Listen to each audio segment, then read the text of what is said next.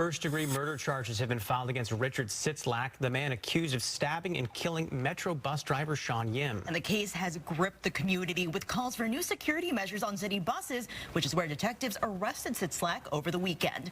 According to charging documents, it was Yim himself who first tried to help police take Sitzlack into custody last Wednesday near where he'd stopped his bus in the U District. Cameras on the bus caught the moment Yim was pepper sprayed in an argument over an open window. Then security video from nearby businesses show Yim following Sitzlack for several minutes. Now, the detective on this case says that Yim was on the phone with 911 the whole time, relaying Sitzlack's location. The dispatcher could be heard saying, "Please hurry," before the sounds of a struggle. Yim next tells that dispatcher, I've been stabbed, hurry, please." The last thing Yim says in that recording is, "I'm dying right now, hurry, please, hurry, please." Police were able to get Sitzlack's name from a homeless counselor who was also on Yim's bus and recognized Sitzlack from a local shelter. Police used fingerprints to match Sitzlack to the murder weapon. But there was no sign of Sitzlack until two Metro bus drivers spotted him riding their buses. With more on that, we turn it over to Fox 13's Shira Matsuzawa. And both drivers tell me while they are relieved to know about those arrests, they say there needs to be some change to help ensure that this doesn't happen again. Turn around for me.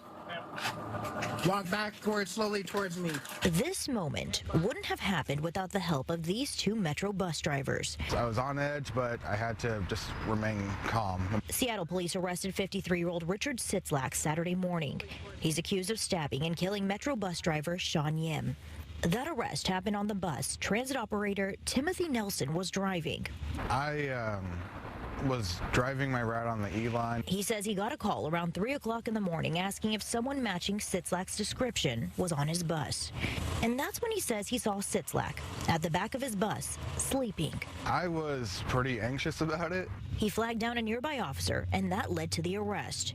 But before that, it was Anthony Ross, another transit operator, who spotted Sitzlack on his bus at the end of his shift.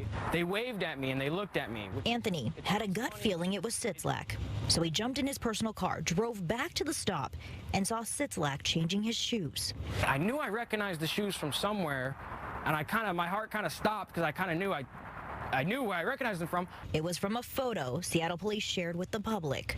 Anthony called the King County Sheriff's Office and reported what he saw. My gut was telling me right, and I mean, yeah, it was a huge weight, relief. I mean, it was pretty audacious and of him to do that, but also really insulting, like insult to injury, that he killed a Metro bus operator and then he felt comfortable enough to keep on riding, and then comfortable enough to fall asleep in the back.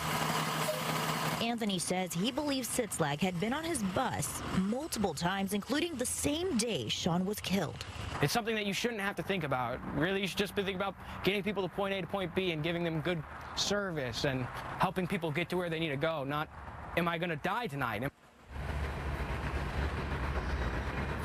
And Timothy says Shawn was patient, he was nice, he was a devoted family man.